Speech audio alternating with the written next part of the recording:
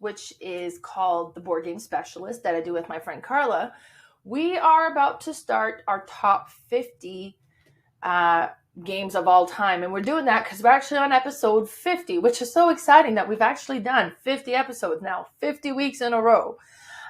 So when I did my top 50, that means you have to go through your collection and start ranking. You can't just rank your top 50. I had to rank my top 243 actually turned out. And the way I did that is I did it using PubMeeple. And PubMeeple is amazing. So this is just a great service. And if you haven't used it, you really should. But you go on there, you enter all the games you want to rank. So I went through my collection because you can log on with your Board Game Geek account and it'll bring up your collection. And then you kind of go through and then I picked the ones that, that was probably top 100. So anything that I would think would make it easily in the top 100. Well, that's 243 games, apparently.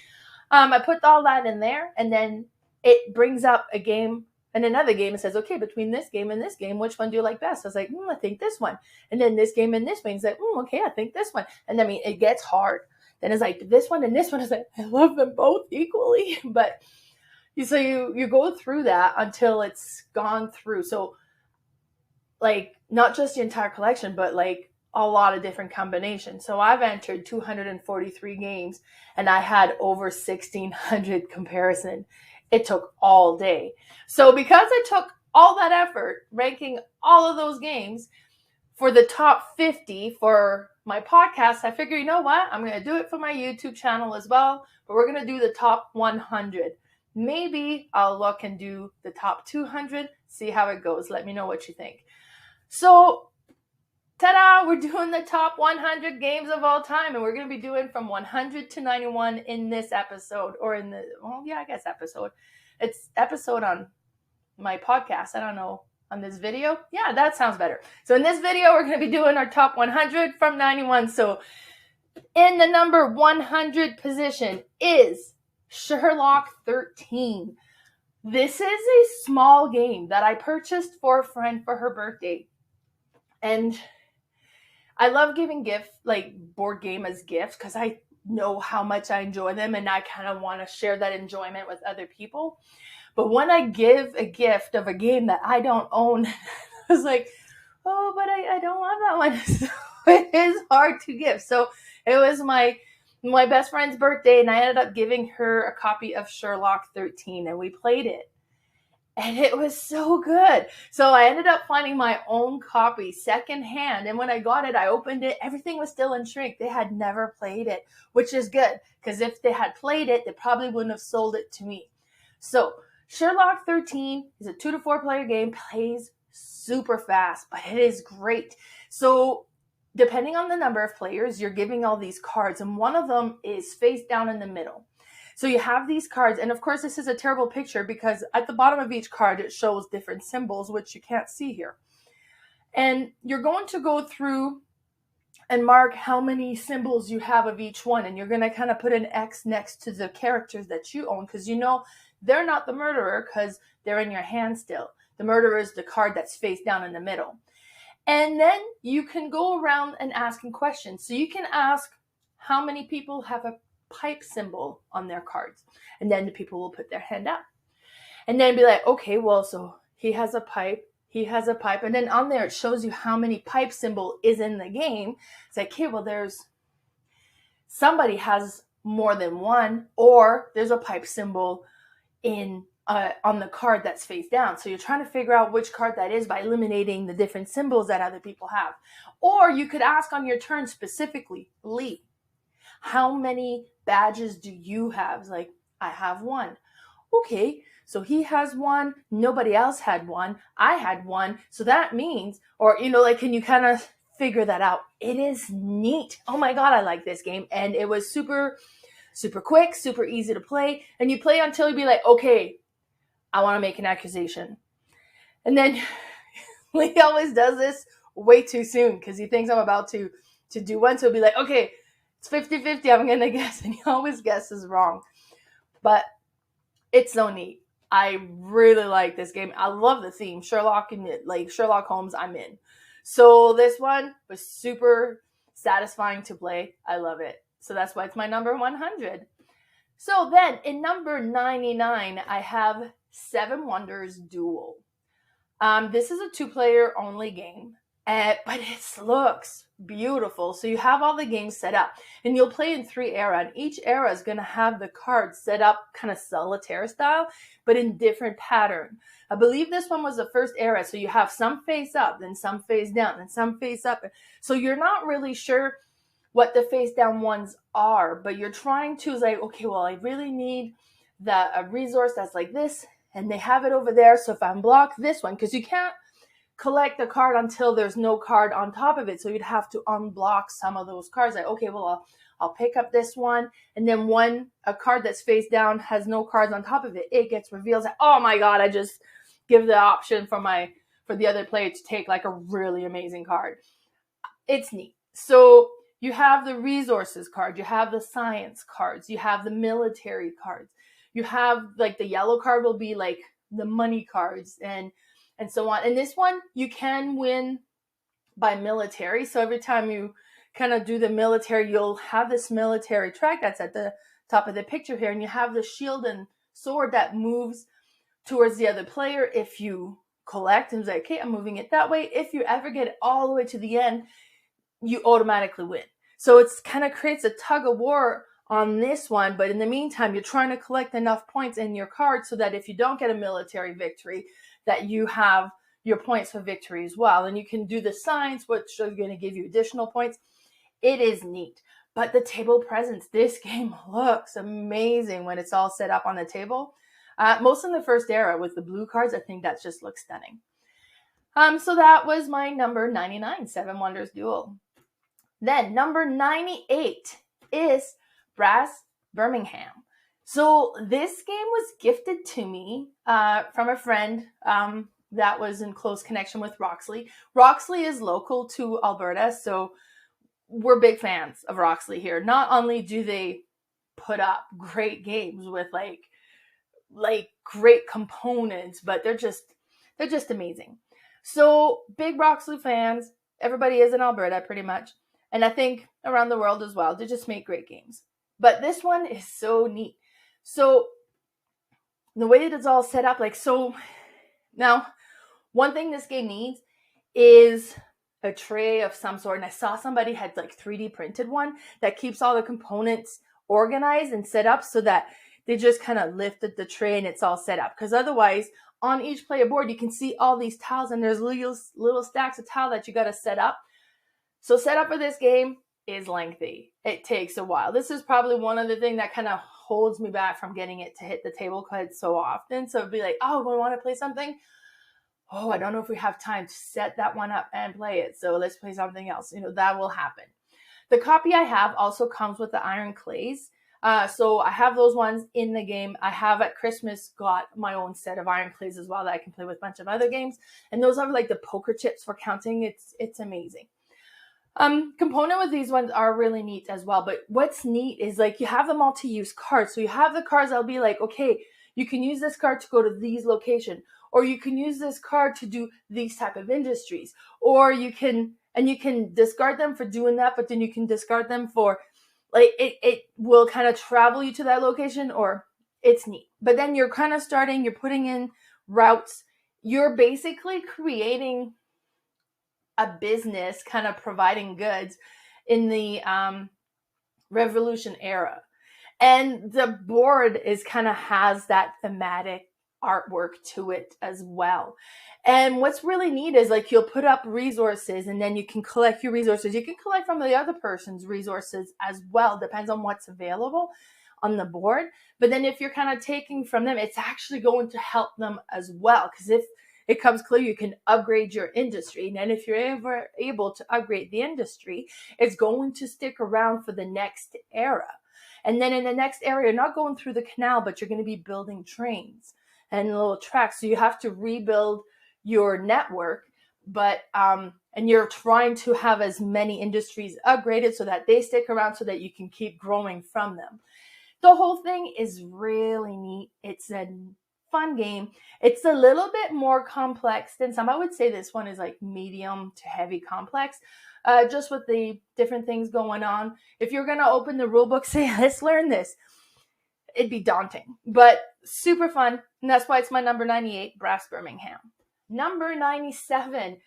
And we're taking a complete turn here. I just pulled out this huge board game that has tons of setup with brass, and now we're going numbers 97. Coup, which is a tiny little card game. Coup will play 2 to 6, which is great because we're a family of 6. So if we ever want to play everybody, this one works for it. And what's great too is the kids have loved it. So we play it. Everybody has 2 cards, and you have your different characters, and each character will do different things. So it's the Duke that'll be able to collect extra money. You'll have the assassin, and you have one that can protect itself from the assassin, and all. Like, they all do different things. Nobody knows really what you have. But on your turn, you could be like, I have the Duke, so I'm going to collect extra money. And then they're like, okay, does she really have the Duke? And are we letting her take this money? So you could, I don't think you have a Duke. And then if you question it and they show you they have the Duke, then you lose one of your cards because you've accused incorrectly. Now, if you say you don't have a Duke and you reveal, like, yeah, okay, you're right, I don't have a Duke, then you'll randomly pick one of their cards and they lose a card, so they're down to 1. And the goal is you're trying to be like last man standing and have the other ones eliminated. Is it last man standing or first loser? One of the two. I can't quite remember. It's been a little while since I played this one. But it's so neat. So you can be like, okay, well, I'm going to send the assassinate, like, I'm going to assassinate you or sending this against you. Like, you can't, I'm blocking it. Okay, well, you said you had the Duke earlier.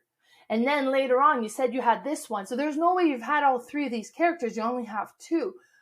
Were you lying then or are you lying now? So the whole secret identity aspect of it is a lot of fun. And as I mentioned, my kids just really enjoy playing this one. So that's my number 97. In number 96, this one's a classic. Catan. Catan is a game that gets people into the hobby, or got people into the hobby, lots. Now, Catan is getting a little bit of hate sometimes too, because a lot of people have played this one to death, and they're like, I never want to see Catan again. And honestly, you know what? I have played Catan to death. I came across this game, early on, probably around the 1995, and then we played it, and we played it every week, and we would, because it was so unlike any other games we had come across, and I didn't know there was anything else. It was just, this one had been made readily available. We had come across it. Most people had, and I don't know why this one did it hit retail when others didn't, or kind of mass market. I'm not sure, but this one was available. The other ones, nobody really knew about. So we played this one tons, and I love it. And still to this day, it's one that if we play, I'm enjoying it. I'm having a great time. So you have this map with all these tiles and different resources, and you have these tokens on it, anywhere from 2 to 12. And you're going to have, on your turn, you're going to roll 2 dice, and what those dice will roll is the resource that's getting collected. So if you happen to have a settlement that's touching one of those tiles, you get to collect that. Now, if your settlement got upgraded into a city, you get to collect 2.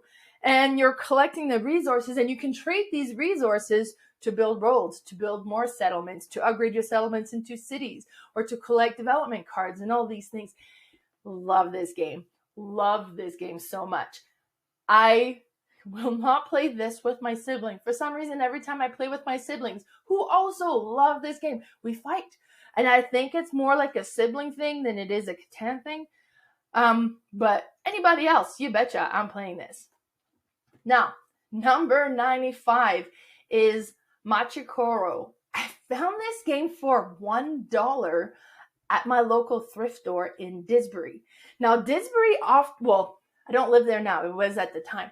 But Disbury's often gets used for doing films. and people will kind of come in and do films. And one of the filmmakers that was there had gifted a lot of the different business Machi Koro as a thank you for being so accommodating.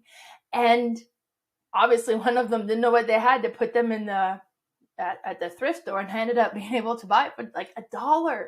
That was by far my best thrift store find. And so we've played this a few times. My kids love this. They love it. And it's so neat. So everybody starts with like your basic card. I think you have like, is it a wheat field and a bakery? So you start 2 cards, and the blue cards will be like when you roll it and you roll the number that matches that card, you get to collect that many coins or whatever it says. And then the green one will be like if anybody rolls them, you collect, they collect, everybody collects. If you have red cards, it's like if somebody rolls that number, they have to give you that number of money. The red cards get a little nasty. When my kids were little, it would cause some fights. So sometimes we would play when they were littler and just take the red cards out of the game and play with the rest, just to kind of minimize the fighting. But you're collecting all this money and you're trying to spend the money, so you have all these cards at the top that are on construction side, and the winner is the first one who's able to build all of them. But every time you build one, it gives you an extra ability. So one of them is also going to sudden allow you to roll 2 dice. So now it makes sense to buy cards that are above 6 value. Because at first you're just going to roll the 1 because that's all you have for card value. And then all of a sudden it's like, okay, well, I've bought some 8s and 7s and then I got an 11 now. Like, so I'm going to build this thing so I can roll 2 dice and I can start activating these ones. And it's neat. Now, was it Space Base is another one that kind of has similar mechanism, and these two get compared often. For me, Machi Koro still ahead. I haven't played Space Base as much though, so maybe, but I'm still a big Machi Koro fan. Then in number 94, I have Elder Signs. For some reason, I don't know why, I love Cthulhu themed and horror themed board games. And I'm saying I don't know why because Gremlins, the movie, scared me to death, and I hated any scary, spooky movies. I would not watch any of them. And then it turns out in board games, like, bring it on. I just love it. So this one is really neat because it will play up to 8 players. And it's neat to have a game that will accommodate so many players and not be a party game. And this is not a party game. It's neat. You'll have the different locations on the card. You can go to these locations, and then on the card it's going to have kind of a column of what is needed in order to resolve it. So you would roll your dice and say, okay, well, I have this one, so I can resolve this one, and then we like roll some more, and then so on. But it's just so gorgeous looking. So with rolling the dice, trying to match up the symbol that you need. Now, that being said, this is a dice-based game. It's completely luck-driven. You can manipulate the dices with spell or collecting other dice that'll have wilds and stuff on it, but this is luck-driven. So you could have all the skills you want, still roll really crappy rolls and lose at this game. I kind of like that in games. I find that's the great equalizer. And you don't have somebody that's over-skilled and then the other person's like, well, I'm playing, but there's no hope for me. Everybody's out-skilling. It's just much better for me. So I'm playing knowing you're losing is not always fun. This one, it's anybody's game. Plus, also, it's cooperative. So you're all trying to defeat Cthulhu before he gets out. And then you have this clock. So every round, it goes like a quarter of the clock. And then every time it strikes midnight, something happens. It's never something good. So you flip the card and it's like, oh, great, there's no yellow dice in this round. Or, oh, no, this is going on. And it is neat. I like it. I love the theme of it. I love the artwork. It's great. My number 93 is Watergate. This is a 2-player game that came out fairly recently, 2019. And for some reason, this one just blew me away. I'm liking this. And it looks great. So this is a game that's based on the Watergate scandal. So before I got playing it, kind of research a bit about the Watergate scandal because, I heard of it on Forrest Gump movie, they referred to it, but that was about all I knew about it. So I Googled a little bit into it, and this was when the Nixon administration was in office, and they were trying to get him reelected, but his popularity was dropping big, and they were trying to hide some documents, destroy some stuff, hush some other stuff, and they weren't necessarily taking a very legal approach on everything. So a group of journalists started unraveling all this information, and they're trying to kind of get the information, get documents, and then get links to people that would kind of witness and attest to this, while Nixon is trying everything they can do to get rid of these documents, hush people up, and so on, right? So, and has like that tug of war feel, and they've added that to the game. So you start with the documents are in the middle, and then you'll have like a red token and a white token. Now the white token, if it ends up on your turn, it means you're starting play, so you have an extra card that gives you an advantage. And then the red token kind of gives you, so the Nixon administration, I think, needs 5 red token in order for them to get elected again, while the journalists, every time they would get red token, eventually would start giving them extra abilities of what they can do. They're trying to stop and expose Nixon before he's reelected. And in order to do that, they're trying to connect documents from Nixon to one of the whistleblowers, and then I think they're trying to create 2 links to kind of come out the public with it. But so neat. So you're playing the card and it'll be like, okay, it allows you to move 2 yellow document towards you. Now, you don't know what color the documents are. Nixon does, because they're all documents about them, so they know. So we'll be like, okay, well, I'll play this. Is that, oh, sorry, there is actually no yellow. It's like, oh, yes, there is. There's this one. Or it could be like, oh, yeah, it's one that's both yellow and blue. So they'll reveal one of them, and then you can move it towards you. And you're trying to end the round so that whatever's on your side when the round ends are stuff that you can add into the corkboard. That's where you're kind of putting all the information you've uncovered. And then you can put them on there on the color, like on the color section that matches the document you've discovered, and put that on there. Now, if the document ends up on the Nixon side, they're going to put that document on the corkboard, but on the black destroyed side, and try to block the path that you're trying to create, depending on which side you play. This game is so good. It's so thematic. I really like it, and that's why it's my number 93. Number 92 is Vampire Queen. We have played this one so much. We just love it. And it plays up to 12 players, so that's great. Now, I got this one secondhand. I had purchased a box of board games, and there was just a bunch of different board games in it, and this one was in there. I had never heard of it, knew nothing about it, and my cards are quite worn. You know when you've used the deck of cards so much that they're kind of sticking, and you can kind of see the cardstock showing through a little bit because they've been rubbed so much? That's what my deck looks like. So eventually, if I come across a newer deck, I probably should buy it. But right now, we're still playing with that old deck, and it just shows so much wear and tear and love, and you can tell this game has been well loved, and we love it too. So with this one, it's a trick-taking game where you're trying to get rid of all of your cards before anybody else. Once you get rid of your cards, it triggers the end of the game. You score 0, which is great. Everybody else has to tally up all the total of their cards in their hand, and that's what they score. So if you play 2 3s, then the next person can play 2 of a number higher than 3, and so on. Now, the queen, the Vampire Queen, number 14, is worth either a 14, or you can match it up with another card, and it's a wild. Now, there's also a couple of cards that are the Vampire Hunters. And you can't hide that you have that card because they're doubles, like the artwork shows on both sides. So it'll show that you have a Vampire Hunter. And they'll either be a 15 or a 20, and you cannot discard those cards. So when you play, and you always have to play it at the start of a round. So if I play a Vampire Hunter, everybody has to play a single card into the pile, taking turn. It doesn't matter if you match, like you're actually trying to play your lowest card.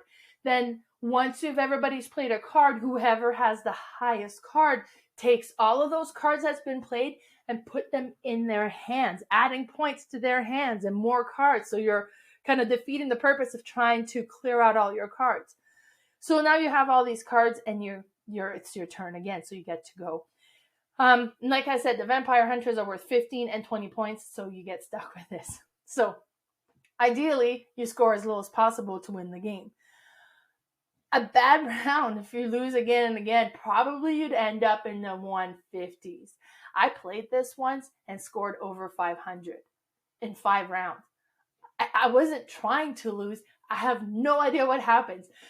But this is the kind of game that I am not good at. I very rarely win, but I just love it. And it's one that my family enjoys quite a bit as well. Now, number 91 is Thieves Market. This is a fairly new one. I got this secondhand. I can't fully remember who it was from, but I was impressed. This was neat. So the way that it works is you have all these dice. So on your turn, you're going to go and you roll all the dice, and they'll have different gems, or they'll have like a gold bag, which a gold bag will give you a gold coin, which is going to be a wild on the next turn, not yet. Or you'll have one that's like a purple symbol, and the purple symbol will give you a victory point. So you have all these dice, and then on your turn, you're going to take whatever it is that you want. Now, so you can take however many dice you wish, but the next person then has the option of taking from what's left in the middle or taking the dice that are in front of you. Now, if they take the dice that are in front of you, they have to take one, roll it, and put it back into the middle, but then they get to keep everything else that you had. So when you pick the dice that you want to put in front of you, you don't want to be too greedy because they'll come for it. So you'd be like, okay, I would really like the emerald and the 2 rubies and the diamond, but they're going to come for me. So I'll take the emerald and the 2 rubies. I'll leave the diamond behind and the gold behind, and the other dice are there. So hopefully nobody's too attracted to what I have, because remember, they'd have to return one of the dice. It would end up just with 2 if they stole yours. So then you're like, okay, I hope I get to keep this. And then the next person goes, and then they'll roll the dice and then kind of do and go through the same thing. And then until once everybody has dice in front of them and there's nothing left in the middle, then you would kind of start your round, and you'll be spending your dice, the gems, to collect cards. And there's 3 levels of cards. So you start level 1. Once all those are out, you'll start pulling out some level 2 and so on. So you'll be collecting these cards. These cards could have different abilities that'll be like, hey, great, it allows you to turn a ruby into an emerald. So now you have a little bit more control of what you can do with the dice, or different things like that. And it could be like, okay, well, these are going to give you points for every things you have, or for this, or it is fun. It is so cool. And that whole, don't be too greedy. What am I going to take? Okay. And it's like, well, that could take this, but his dice would be cool. So I would still, it's neat. I really enjoyed it. So that's my number 1, and that's Thieves Market. So that was it for my first 10. If you want to follow me on Instagram, my Instagram is Mel's_boardgame_room. I am also on Facebook at Mel's Board Game Room, and my YouTube channel is Mel's Board Game Room. So be sure to tune in to check the next 10 in my top 100, and be sure to go and check out the podcast, The Board Game Specialist, and have a peek at the 50 there if you want to, peek ahead a little bit. Bye, everybody.